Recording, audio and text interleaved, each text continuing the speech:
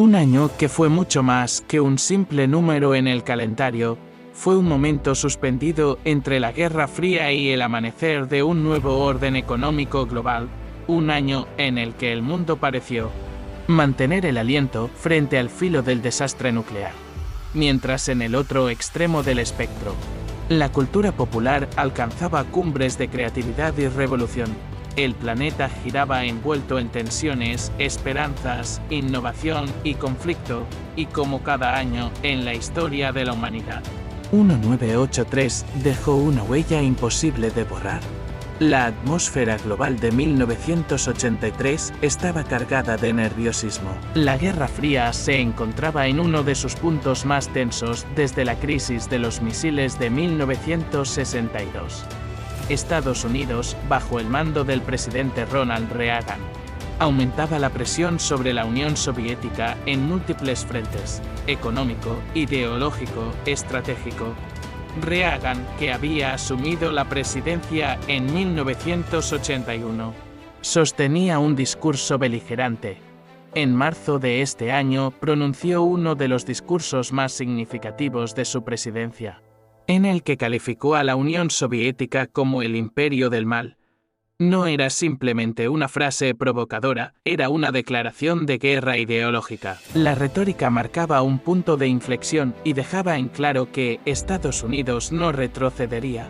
Fue en ese contexto que el presidente Reagan anunció la Iniciativa de Defensa Estratégica, más conocida por sus siglas en inglés, SDI, y popularmente apodada como la Guerra de las Galaxias. Esta propuesta, que pretendía utilizar sistemas satelitales y rayos láser para interceptar misiles soviéticos en pleno vuelo, fue tanto criticada como admirada. Aunque muchos científicos y expertos dudaban de su viabilidad, su solo anuncio generó un terremoto geopolítico. La Unión Soviética lo interpretó como una amenaza directa al equilibrio del terror, ese delicado sistema que se basaba en la mutua destrucción asegurada, al otro lado del telón de acero. La Unión Soviética atravesaba un momento difícil. Su economía estaba estancada, sus líderes envejecidos y sus ciudadanos frustrados.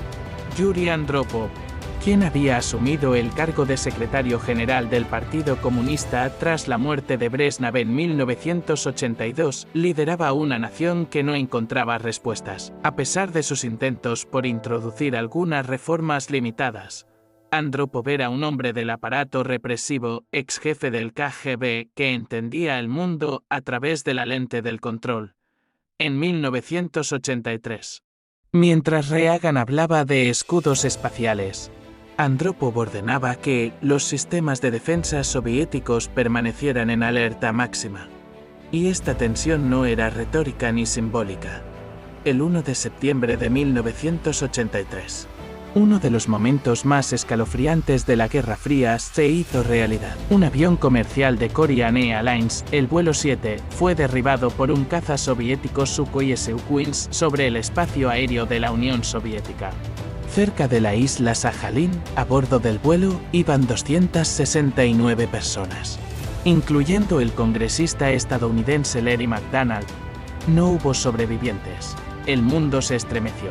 La Unión Soviética afirmó que el avión había ingresado en su espacio aéreo en una misión de espionaje, algo que nunca se comprobó. Estados Unidos y sus aliados condenaron con dureza el hecho. Fue uno de los momentos más peligrosos del siglo XX, donde el mundo sintió que estaba al borde del abismo nuclear. Apenas semanas después, ocurrió un evento aún menos conocido, pero que podría haber terminado en catástrofe. La madrugada del 26 de septiembre de 1983. El teniente coronel soviético Stanislav Petrov estaba de guardia en un centro de comando de misiles. De repente, el sistema de alerta temprana soviético indicó que Estados Unidos había lanzado 5 misiles nucleares, en un ambiente de paranoia y tensión. Petrov debía informar el ataque y activar el contraataque, pero algo no le cuadró. Su intuición y su análisis le dijeron que era una falsa alarma. Y lo fue. Si hubiera actuado de forma mecánica, hoy estaríamos contando una historia muy distinta. Stanislav Petrov salvó al mundo de una guerra nuclear.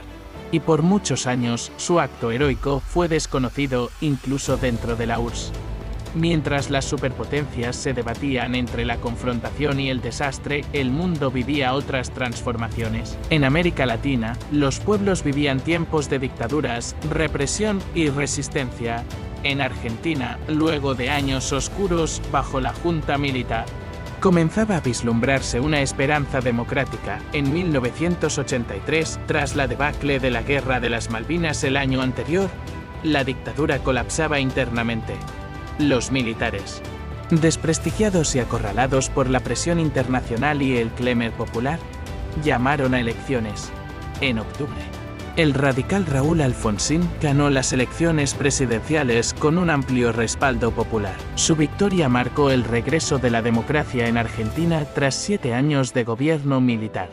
El júbilo se desbordó en las calles de Buenos Aires y otras ciudades del país. Pero no sería fácil.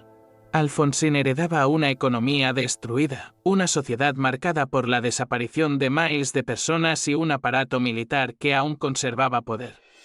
En Chile, por otro lado, la dictadura de Augusto Pinochet se mantenía firme aunque comenzaban a intensificarse las protestas y manifestaciones. La represión era brutal. En mayo de 1983 ocurrió una de las primeras jornadas de protesta nacional, organizadas por sindicatos y partidos opositores. Cacerolazos, marchas y enfrentamientos se multiplicaban, mostrando que el pueblo chileno comenzaba a perder el miedo. Pinochet respondió con dureza. Pero el mensaje era claro, la dictadura ya no era intocable. En Centroamérica, el conflicto armado seguía desangrando a El Salvador. La guerra civil, que había estallado en 1980, se encontraba en uno de sus momentos más sangrientos. El gobierno, apoyado por Estados Unidos, luchaba contra la guerrilla del Frente Farabundo Martí para la Liberación Nacional FMLN. En 1983, el general Álvaro Magaña fue reemplazado por Napoleón Duarte como presidente provisional mientras los combates se intensificaban. Las masacres, desapariciones y violaciones a los derechos humanos eran parte cotidiana del conflicto. En Nicaragua, el gobierno sandinista, liderado por Daniel Ortega y el Frente Sandinista de Liberación Nacional, enfrentaba la creciente presión de los contras, grupos armados financiados y entrenados por la CIA para derrocar al gobierno revolucionario. Estados Unidos consideraba a Nicaragua como una amenaza comunista en el patio trasero de su geografía. Y Reagan autorizó operaciones encubiertas para desestabilizar el régimen. Esto incluía la colocación de minas en puertos nicaragüenses, lo que eventualmente derivaría en una condena internacional a Washington por violación del derecho internacional. En África, el continente continuaba su lucha por estabilidad. En Sudáfrica, el apartheid seguía vigente. Nelson Mandela continuaba encarcelado en Robben Island, y el Congreso Nacional Africano ANC intensificaba su lucha contra el régimen racista. En Nigeria, la represión militar se hacía sentir, mientras en Etiopía, el hambre comenzaba a mostrar sus garras. Aunque la gran hambruna etíope estallaría con toda su fuerza en 1984, en 1983 ya había señales de un desastre humanitario inminente, con miles de personas muriendo de inanición en el norte del país. En Europa, la tensión entre la OTAN y el Pacto de Varsovia se traducía en movimientos militares y decisiones estratégicas. En noviembre de 1983, la OTAN llevó a cabo el ejercicio militar Eibalarche 83, una simulación de guerra nuclear que los soviéticos interpretaron como una preparación real para un ataque. La URSS puso sus misiles en alerta, creyendo que el ataque era inminente. Este fue uno de los momentos más peligrosos de toda la Guerra Fría, aunque en su momento fue desconocido por la mayoría de la población. Pero no todo eran guerras y tensiones. En otros frentes, el mundo avanzaba. La tecnología informática comenzaba a revolucionar el planeta. En 1983 se introdujo el protocolo TCP por IP en la red ARPANET, que posteriormente se convertiría en Internet. Este cambio técnico fue fundamental para la creación de la red global tal como la conocemos hoy. También fue el año en que la empresa Lotus lanzó el programa Lotus 1 a 2 a 3, que revolucionó las hojas de cálculo y puso a los negocios en una nueva era de eficiencia computacional. La ciencia también tuvo sus momentos memorables. Sally Ride se convirtió en la primera mujer estadounidense en viajar al espacio a bordo del transbordador espacial Challenger el 18 de junio de 1983. Su vuelo representó un hito tanto para la NASA como para la lucha por la igualdad de género. En campos tradicionalmente dominados por hombres, Ride se convirtió en un icono cultural, especialmente para las niñas que soñaban con las estrellas, en el mundo del entretenimiento y la cultura popular. 1983 fue un año dorado. La música pop vivía una explosión de creatividad. Michael Jackson, que había lanzado el álbum Thriller a finales de 1982, alcanzó la cima de su fama en 1983. Su video musical Billie Jean, estrenado este año, se convirtió en un fenómeno global y cambió para siempre el concepto de videoclip. También hizo historia al presentar por primera vez el famoso Moonwalk en televisión durante un especial de Motown. Jackson no era solo un cantante, era un fenómeno cultural que trascendía fronteras. En el cine, 1983 trajo el cierre de una de las trilogías más importantes de la historia del cine, Star Wars. El 25 de mayo se estrenó Return of the Jedi, que sellaba la historia de Luke Skywalker, Darth Vader y el Imperio Galáctico. El éxito fue monumental. También se estrenaron películas icónicas como Scarface con Al Pacino, que dejó una huella indeleble en el cine de crimen, y Searchlight Stuff, que exploraba la era espacial estadounidense con gran profundidad narrativa. Y en el mundo deportivo, 1983 vio como clubes como el Hamburgo de Alemania ganaban la Copa de Europa venciendo a la Juventus de Italia, mientras en el tenis, figuras como Martina Navratilova y John McEnroe dominaban las canchas. En la Fórmula 1, el brasileño Nelson Piquet se coronó campeón del mundo, dando continuidad al legado sudamericano en el deporte automovilístico. La historia no se detiene y 1983 fue prueba viva de ello. Mientras el planeta respiraba bajo la amenaza de una conflagración nuclear entre las superpotencias, otras regiones del mundo libraban sus propias batallas, algunas tan silenciosas como devastadoras, otras ruidosas, públicas y sangrientas. La Guerra Fría no era solo un enfrentamiento entre Washington y Moscú, era una lucha de modelos, de ideologías, de intereses, que se manifestaba en todos los rincones del planeta. África, Asia, América Latina y el Medio Oriente se convirtieron en escenarios indirectos de esa tensión bipolar, pero también fueron protagonistas de sus propios procesos históricos.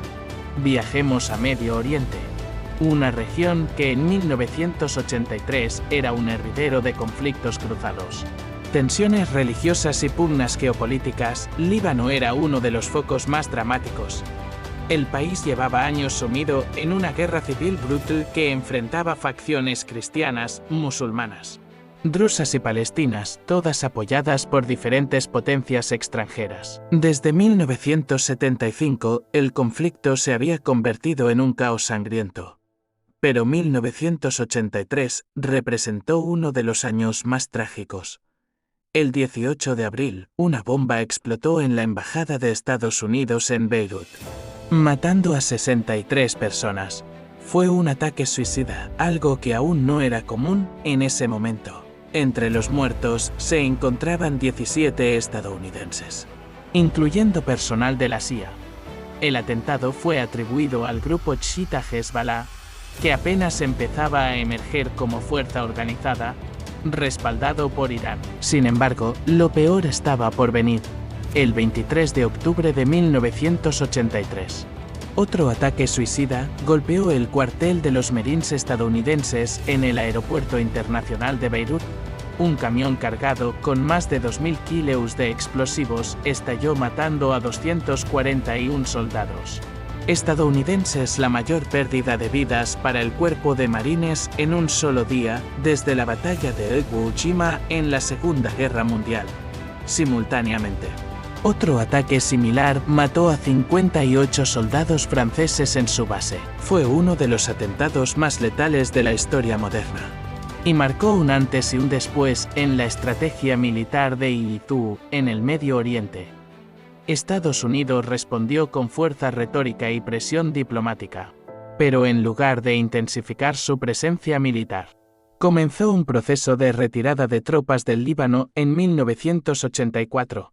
La violencia había demostrado lo inestable que era la región y cuán vulnerable era incluso el ejército más poderoso del mundo ante nuevas formas de guerra asimétrica.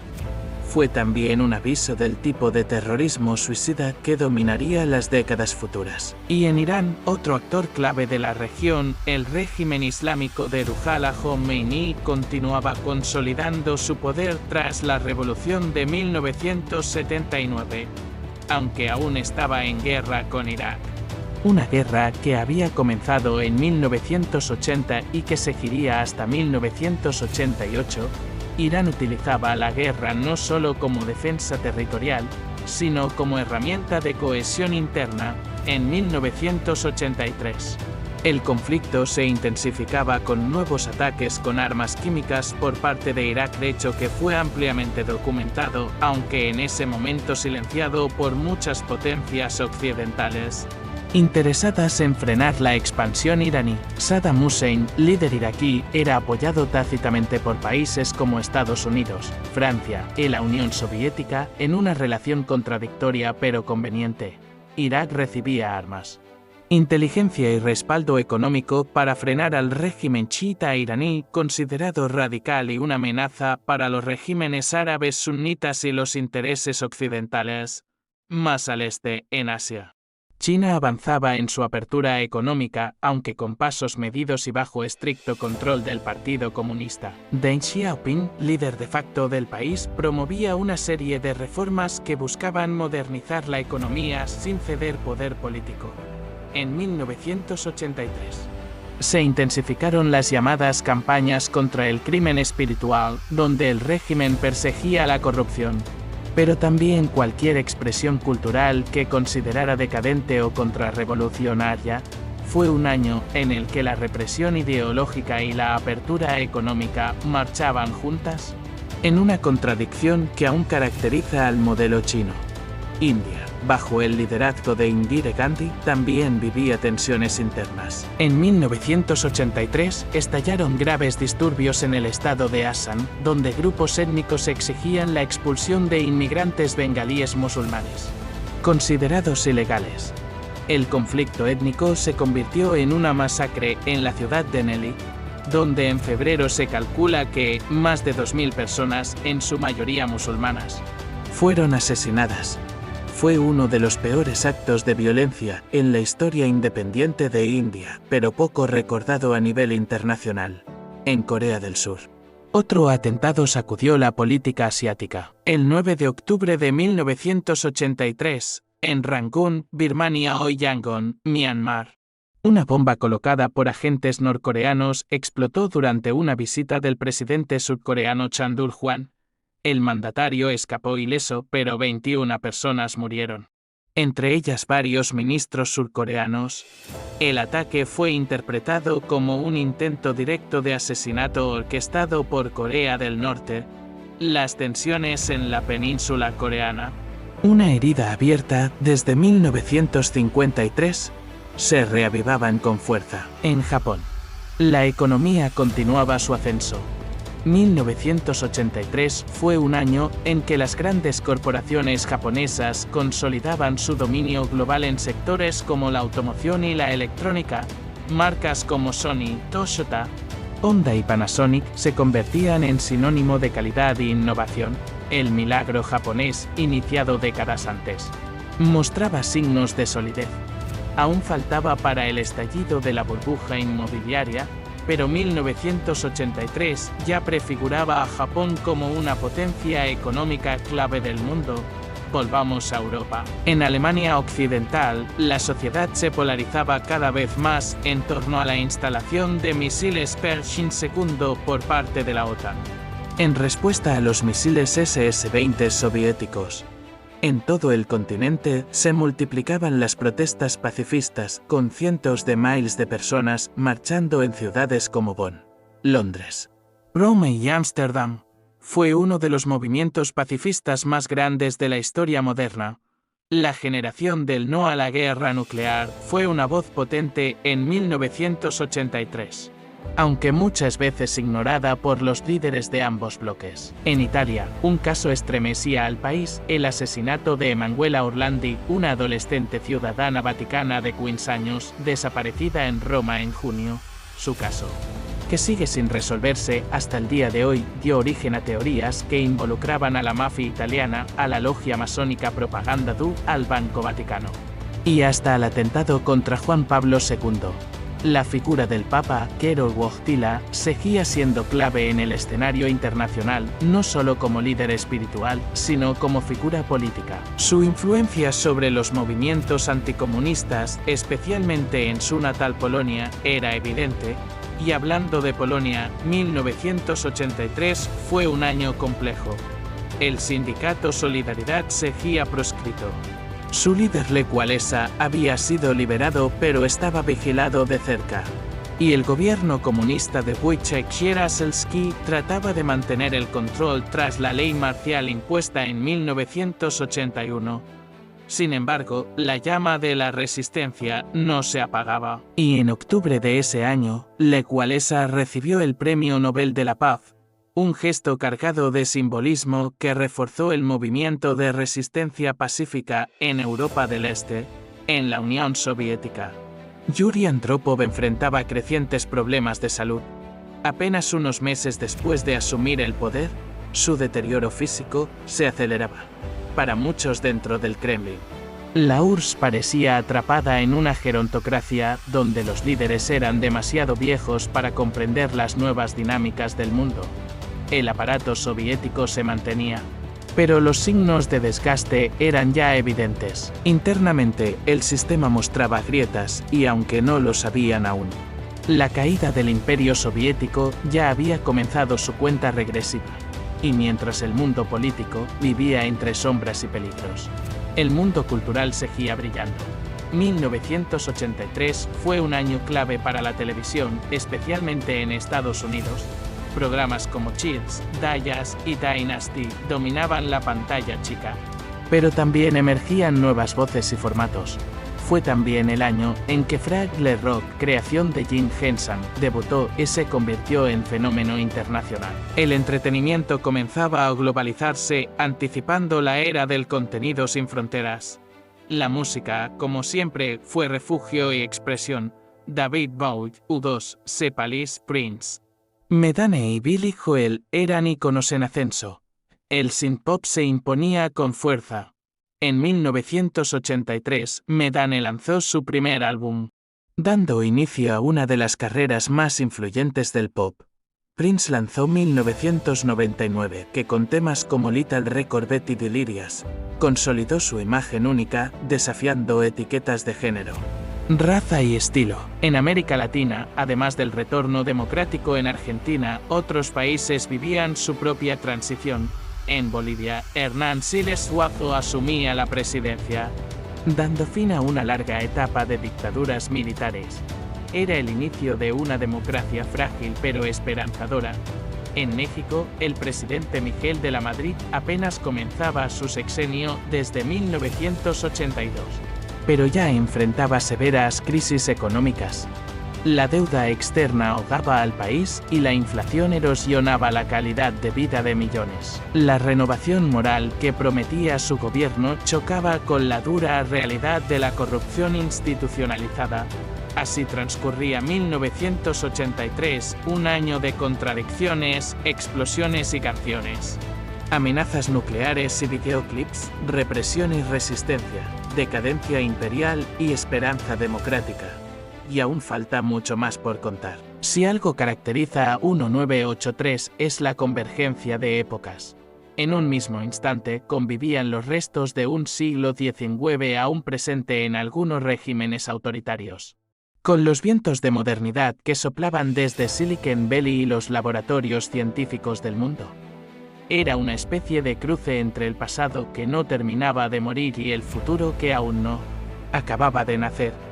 Y en medio de ese vaivén histórico, la economía jugó un papel fundamental. La recesión económica global que había marcado el inicio de los años 80 comenzaba lentamente a ceder, aunque sus heridas seguían abiertas en muchas regiones. En Estados Unidos, por ejemplo, la política económica del presidente Reagan, el llamado Reaganomics, empezaba a mostrar signos de recuperación tras años de inflación alta, desempleo creciente y caída industrial. Las medidas implementadas desde 1981, basadas en recortes fiscales, desregulación y una política monetaria restrictiva encabezada por la Reserva Federal, empezaban a dar frutos, aunque el precio social había sido alto. En 1983, el Producto Interno Bruto (PIB) de Estados Unidos creció un impresionante 4.6%, marcando un repunte significativo frente a los años anteriores. La inflación bajó a alrededor del 3%, y el desempleo comenzó a caer. Aunque seguía por encima del 9% a principios del año, Wall Street reflejó este nuevo optimismo con una notable recuperación de los mercados bursátiles. Era el preludio del gran auge económico que caracterizaría la segunda mitad de la década. No obstante, este modelo tenía sus críticos. El déficit fiscal se disparaba a niveles récord debido a la combinación de recortes tributarios y aumento del gasto militar. Reagan elevó el presupuesto de defensa a cifras astronómicas, más de $300.000 millones, con la firme intención de doblegar a la Unión Soviética por la vía del desgaste económico.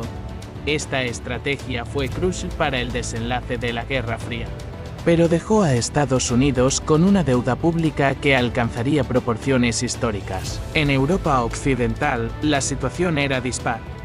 Alemania Occidental mostraba una recuperación estable gracias a su fortaleza industrial e exportadora. Francia, bajo el presidente socialista François Mitterrand, enfrentaba un dilema económico: mantener el gasto social o adaptarse al sistema de libre mercado. En 1983, Mitterrand realizó un giro inesperado, abandonó las medidas socialistas de nacionalización y aumentos salariales, y optó por una austeridad de izquierda que dividió a su base política. Pero estabilizó la economía. Fue un giro hacia la ortodoxia financiera que prefiguró lo que otros gobiernos socialistas europeos harían en los años siguientes.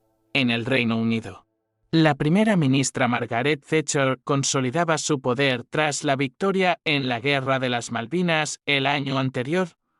En 1983 fue reelegida con amplia mayoría parlamentaria, lo que le dio vía libre para profundizar sus políticas neoliberales: privatización de empresas estatales, restricción a los sindicatos, reducción del gasto público y liberalización financiera. Estas reformas transformaron la economía británica, aunque también acentuaron la desigualdad y el desempleo en muchas zonas obreras.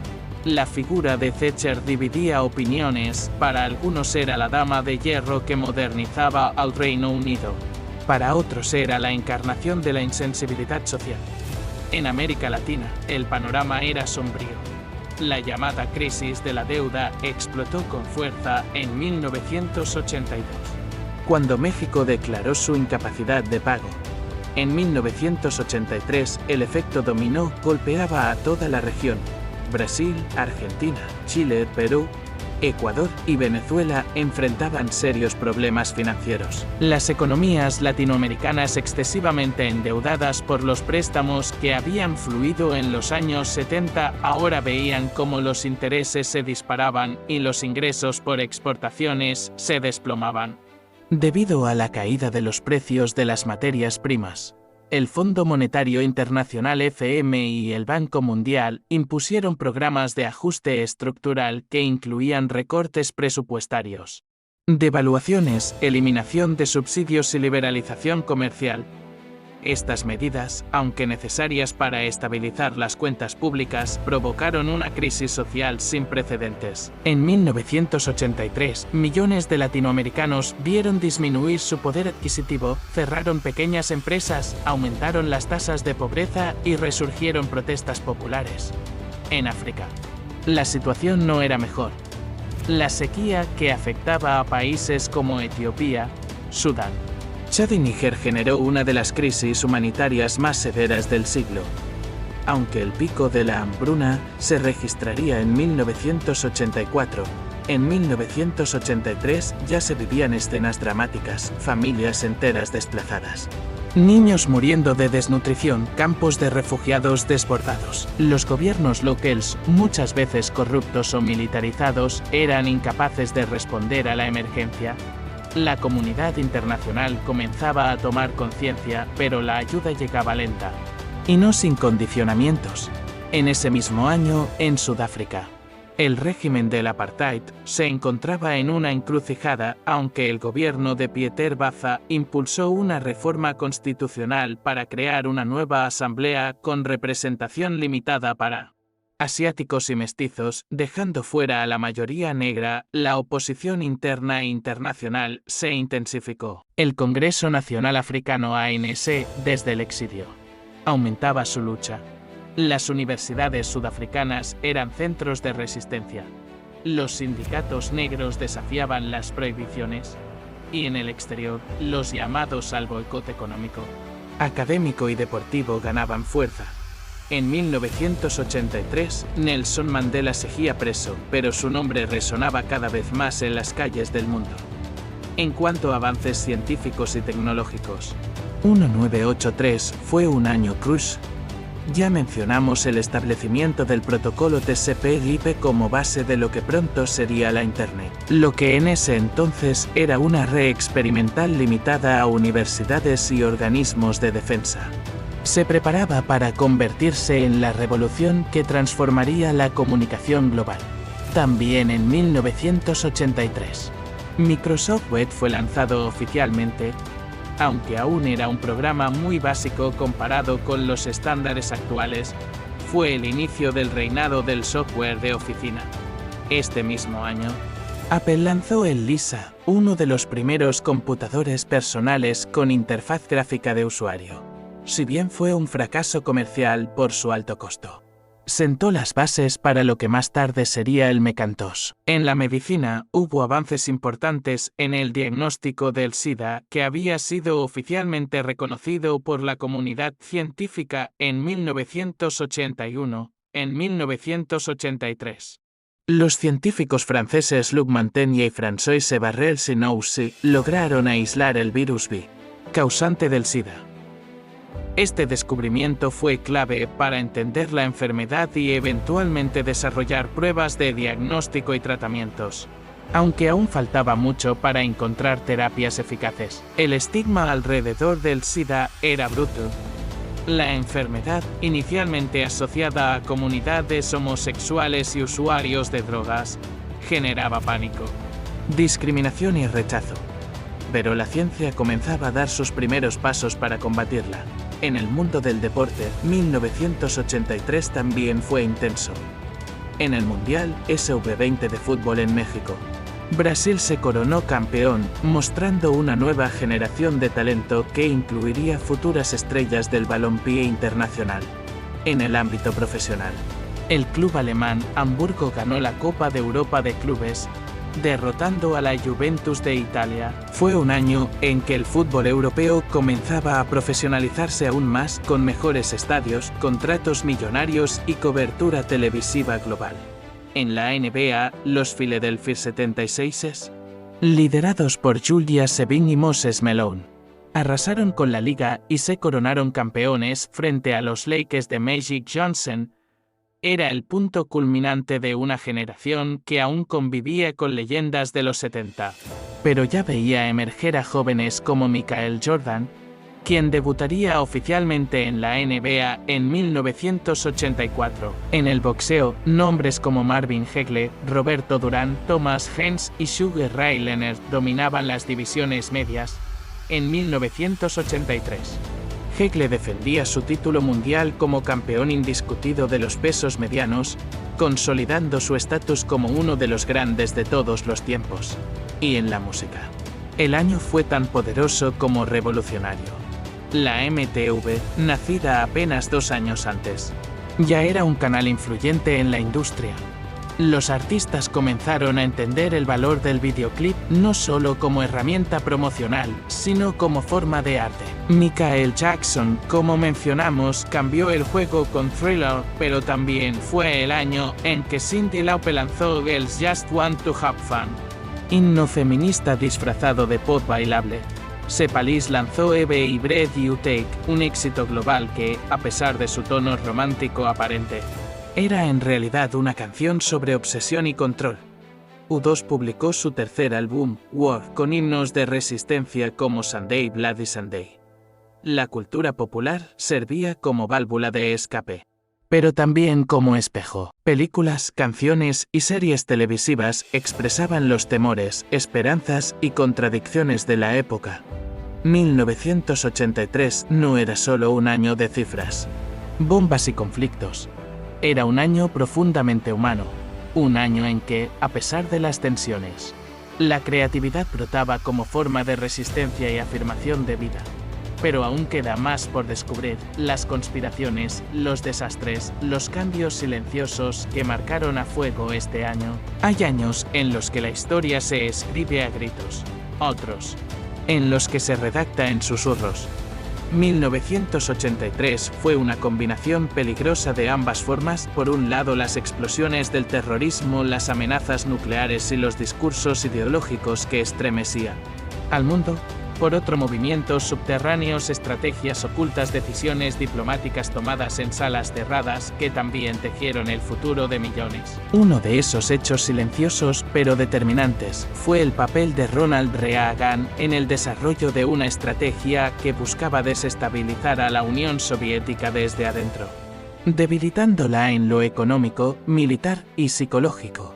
Si bien la retórica del imperio del mal era visible, lo que pocos sabían en ese momento era la magnitud del aparato de inteligencia que operaba detrás de bambalinas. A través de la CIA, Estados Unidos financió campañas de sabotaje económico, desinformación, apoyo a disidentes soviéticos y filtraciones que buscaban romper la cohesión interna del bloque comunista.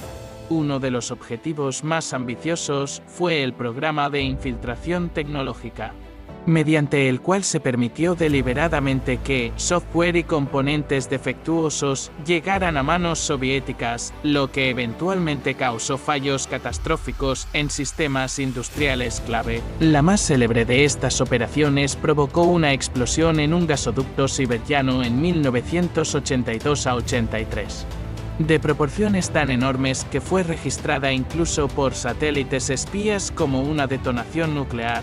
La CIA nunca lo confirmó oficialmente, pero múltiples exagentes lo señalaron años después como una bomba lógica diseñada para desestabilizar la infraestructura soviética sin disparar una sola bala. Mientras tanto, el bloque soviético también lidiaba con su propio deterioro interno. En Europa del Este, los ciudadanos comenzaban a perder la fe en las promesas del comunismo. La escasez, la corrupción burocrática, la represión y la falta de libertad asfixiaban a las sociedades. En 1983, Rumania, gobernada por el dictador Nicolae Ceausescu, experimentaba una de las crisis más intensas. La obsesión de Ceausescu por pagar la deuda externa a toda costa llevó a racionamientos extremos, cortes de electricidad diarios, alimentos básicos inaccesibles, hospitales sin suministros. En las calles de Bucarest, la gente hacía largas colas para conseguir pan, mientras el régimen seguía financiando su maquinaria propagandística. En Alemania Oriental, el control del aparato de inteligencia, la Stasi, era omnipresente. Se calcula que, en 1983, había un informante por cada 63 ciudadanos. Una de las redes de espionaje interno más densas de la historia. Las personas eran espiadas por sus vecinos, compañeros de trabajo e incluso familiares. Sin embargo, cada vez más jóvenes se rebelaban de forma silenciosa. música underground, grafitis políticos, reuniones clandestinas. No se trataba solo de una oposición política organizada, sino de una resistencia cultural que minaba lentamente el poder absoluto del partido. A nivel global, 1983 fue también el año del auge de las teorías conspirativas. La desconfianza hacia los gobiernos, alimentada por eventos como el derribo del vuelo KL-7, la existencia de operaciones encubiertas de la CIA y los proyectos secretos soviéticos, creó el caldo de cultivo para nuevas narrativas. En Estados Unidos, el movimiento contra el nuevo orden mundial comenzó a ganar adeptos. Los primeros grupos de milicianos, supremacistas blancos y nacionalistas armados empezaban a organizarse, anticipando la ola de terrorismo doméstico que surgiría en los 90. El extremismo no era exclusivo de un lado del espectro político. En América Latina, las conspiraciones estaban a la orden del día. En países como Colombia, el narcotráfico se consolidaba como poder paralelo. En 1983, Pablo Escobar ya era una figura temida y respetada en Medellín. Ese año logró ser electo como congresista suplente. Un movimiento que simbolizaba la penetración del narcotráfico en la política. Fue también el año en que el ministro de Justicia, Rodrigo Lara Bonilla, comenzó a señalar públicamente a Escobar como narcotraficante, desatando una guerra entre el Estado colombiano y los cárteles que marcaría toda la década. Aunque Lara sería asesinado en 1984, en 1983 se incubó la tragedia. En Perú, Sendero Luminoso intensificaba su lucha armada. Atentados, sabotajes, asesinatos y destrucción de infraestructura eran parte de la rutina. La respuesta del Estado fue brutal, con ejecuciones extrajudiciales y desapariciones forzadas. El país se sumía en un clima de miedo e incertidumbre. También en Honduras y Guatemala, los conflictos armados internos dejaban miles de muertos y desplazados. En Guatemala, bajo el régimen del general Efraín Ríos Montt, se ejecutaron políticas de tierra arrasada en regiones indígenas, bajo el argumento de eliminar al comunismo. Organismos internacionales denunciaban genocidio, pero las denuncias eran acalladas. Estados Unidos, por su parte, seguía apoyando tácitamente estos gobiernos por considerarlos aliados en la lucha contra la influencia soviética en la región. En Panamá, el general Manuel Noriega, aún sin mostrarse abiertamente como jefe de Estado, operaba ya como el verdadero poder tras el trono, como jefe de inteligencia militar y del G2. Mantenía una relación ambigua con la CIA y con el narcotráfico. 1983 fue un año clave en su consolidación política, que lo llevaría a tomar oficialmente el poder en 1984. La sombra de Noriega comenzaba a extenderse y su papel como figura polémica del continente se preparaba para el protagonismo total. Mientras tanto, en el Caribe, un evento sacudió la política de la región: la invasión estadounidense a Granada. El 25 de octubre de 1983, el presidente Reagan ordenó la Operación Agent Fury, mediante la cual fuerzas militares estadounidenses invadieron la pequeña isla caribeña que había sufrido un golpe de estado interno. El primer ministro Maurice Bishop, de orientación marxista, había sido derrocado y ejecutado por una facción rival dentro de su propio partido. Temiendo la instalación de una base soviético-cubana en la isla, Reagan justificó la acción como protección a ciudadanos estadounidenses que allí residían. La invasión, aunque condenada por la ONU, fue presentada como un triunfo por el gobierno de Estados Unidos. Para Reagan, fue una victoria simbólica que elevó su popularidad para América Latina y el Caribe.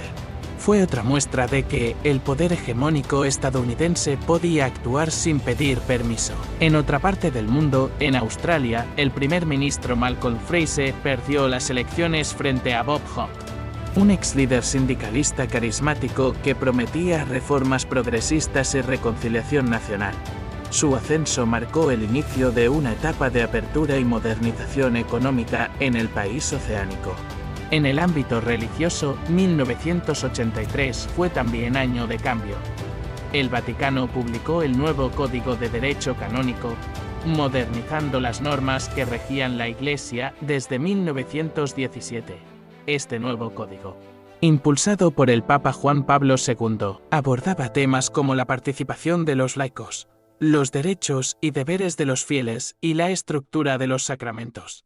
La Iglesia Católica, aunque conservadora, daba pasos hacia una mayor apertura institucional. No obstante, aún evitaba tocar temas como el celibato sacerdotal, el rol de la mujer o el control de natalidad.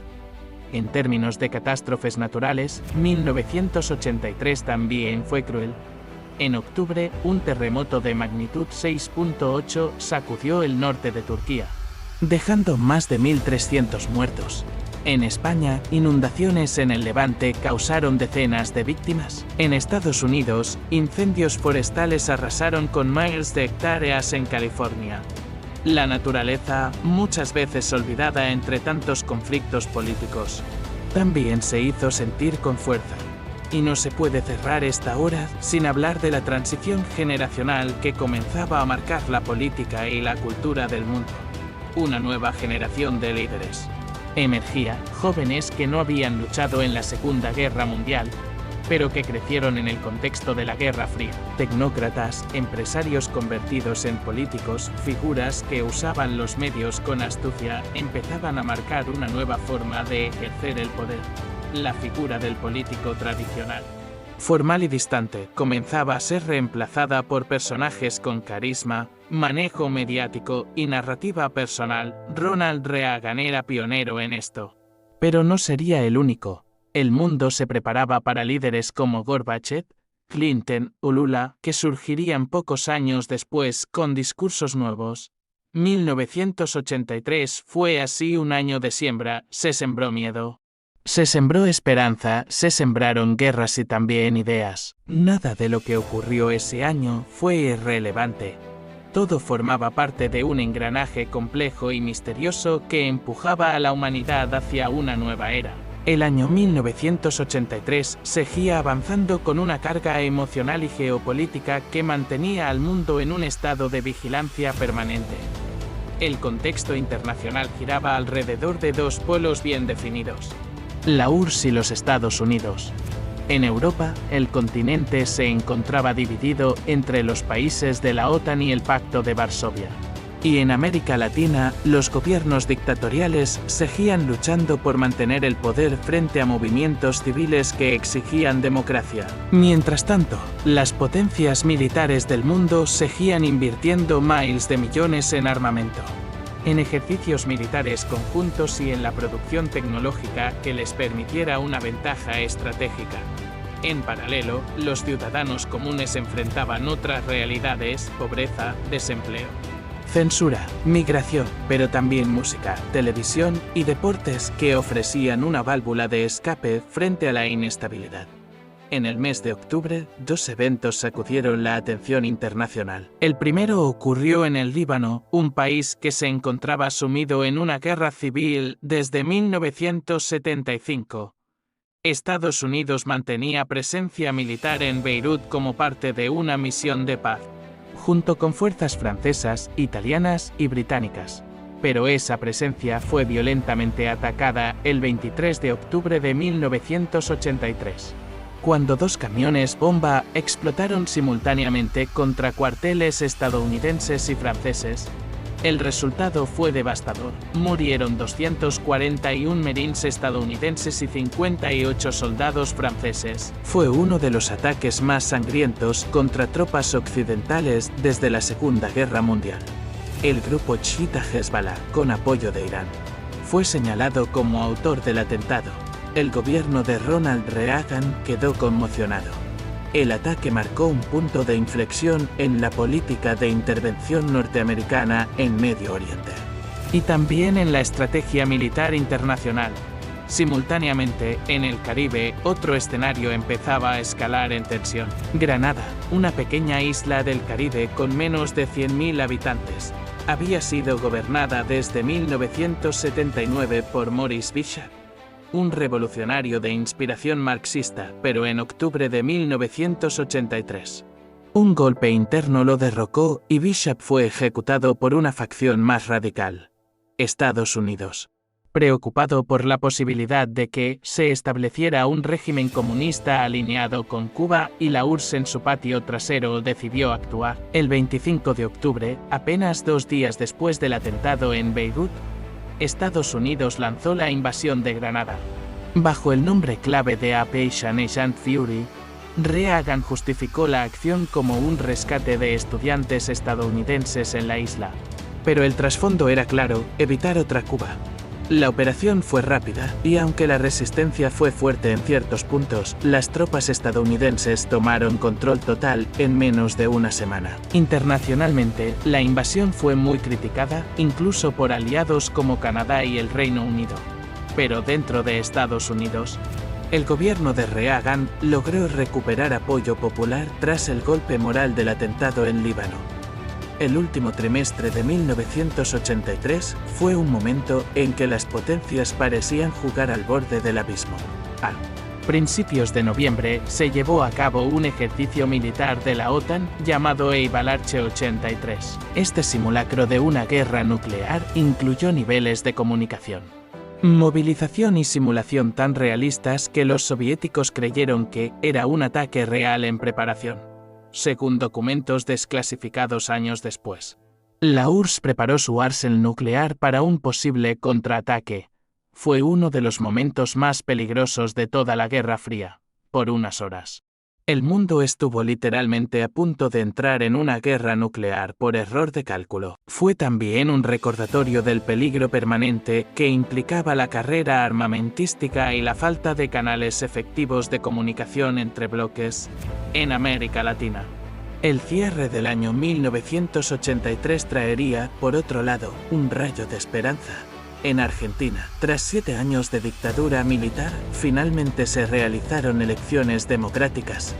El 30 de octubre, Raúl Alfonsín del partido Unión Cívica Radical ganó las elecciones y asumió como presidente el 10 de diciembre, poniendo fin a la junta militar. El regreso de la democracia en Argentina fue un acontecimiento origen.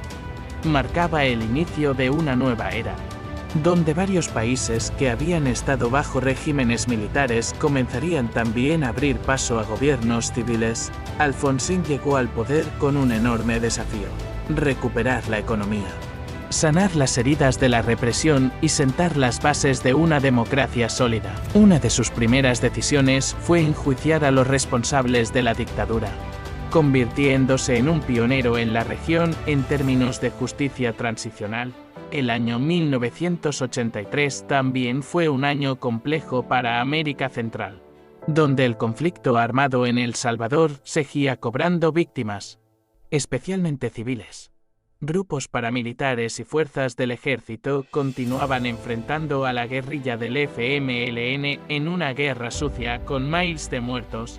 A pesar de algunos intentos de negociación, el conflicto estaba lejos de terminar. En Guatemala, la violencia política seguía cobrando vidas, aunque comenzaban a aparecer señales de presión internacional para frenar las masacres cometidas por el ejército. En Colombia, el narcotráfico seguía creciendo como una fuerza paralela al Estado. 1983 fue un año en que el cartel de Medellín, liderado por Pablo Escobar, incrementó su poder e influencia. Aunque aún no era una figura plenamente visible en los medios, Escobar ya era temido por jueces, policías y políticos. Comenzaban a aparecer en Medellín los primeros actos de violencia directa asociados al narcotráfico como fuerza militar organizada. En África, el conflicto en Sudán se recrudecía con la Segunda Guerra Civil Sudanesa, mientras Etiopía enfrentaba una crisis humanitaria por hambruna, represión interna y enfrentamientos civiles.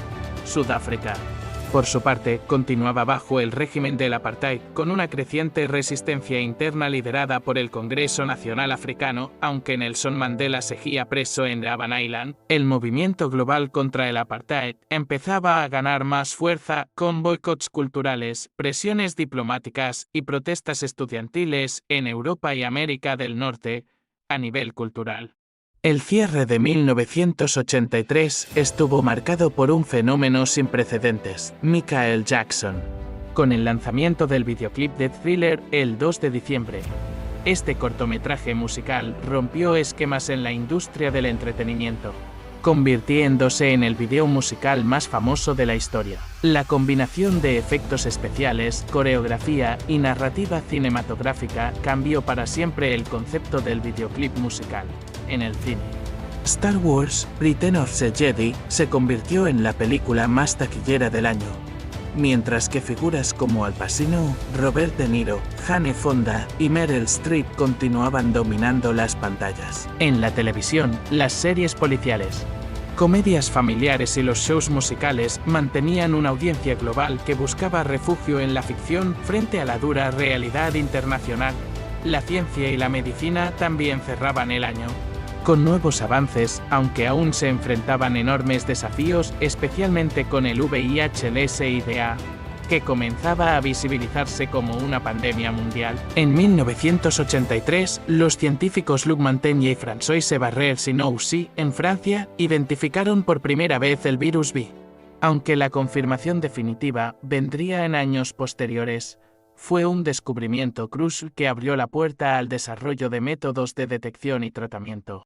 Aunque el estigma y la ignorancia social aún eran enormes, así, el año 1983 llegaba a su final, con un mundo profundamente dividido pero también en transición. La Guerra Fría seguía dominando las decisiones políticas, pero la presión de los pueblos, las crisis internas y los avances en comunicación y cultura empezaban a cambiar el equilibrio global. Si te ha gustado el contenido que acabas de ver, no olvides darle like al video. Y si aún no lo has hecho, te invito a que te suscribas al canal. Así no te perderás ninguno de los videos que publico cada semana. Solo tienes que hacer clic en ese botón rojo de suscripción que está justo debajo del video y activar la campanita para recibir notificaciones. Nos vemos en el próximo video. Cuídate mucho y gracias por ser parte de esta increíble comunidad.